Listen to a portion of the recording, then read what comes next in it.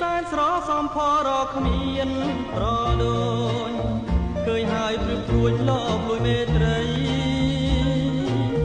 នេត្រូវសំដំបងខំឲ្យក្លែងទុកភ័យគេគិតស្រមៃតែស្រីមួយទេ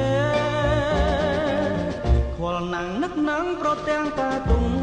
ជោគជងដូចគេវាយដំក្រៀមក្រមអត់លហា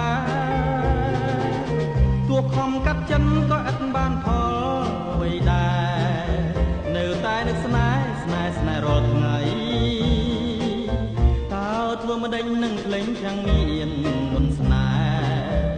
ដូចដួងខែរះពេញរស្មី